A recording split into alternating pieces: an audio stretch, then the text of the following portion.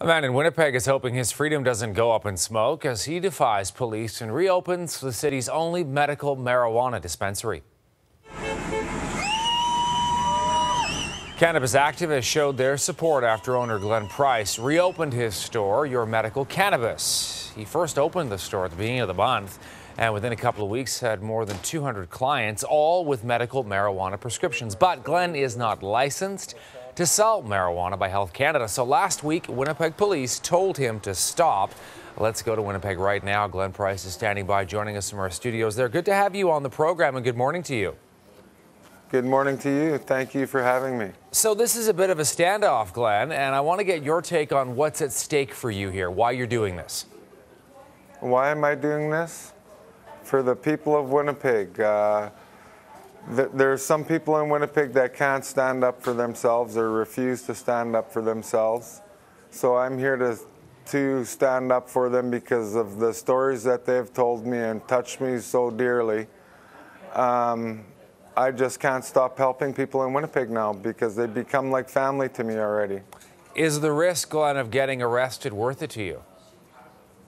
For me, it is.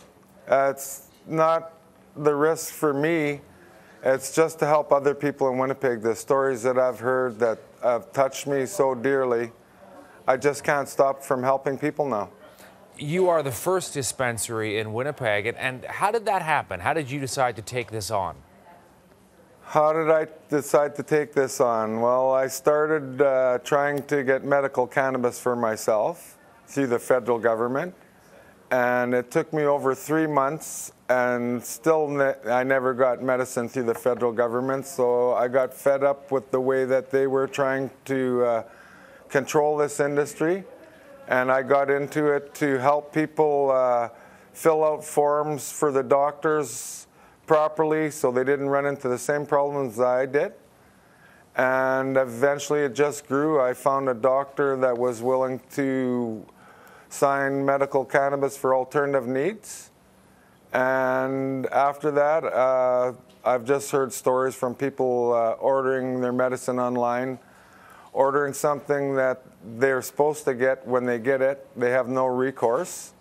So they're stuck with what medicine they got from whatever government dispensary. The government can't do what I can do. I educate people in Winnipeg. The internet can't tell you how to make butter. I have people that come in to my store, a lady 65 years old, got a medical cannabis license, never smoked a day in her life. Wanted to get some education on how to medicate herself. Tried to come in and smoke. I started laughing at her and told her she's not going to like that. Here, you're going to have to try to eat it.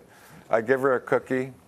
She come back a week later, told me that's working. I told her how to make some butter for herself. She got some medicine offline, made butter for herself. She come back to me, said that doesn't work for me.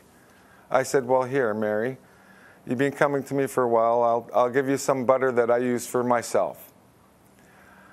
2 weeks later, she comes back and she wants to call it Mary's Miracle Butter because she has no pain. She was in a pain management clinic, and they want to kick her out because she has no pain. But when she come back to tell me this story, she brought a 72-year-old lady from her pain management group, and she got signed up. Now she wants some Mary's Miracle Butter herself. So stories like this, I hear from people.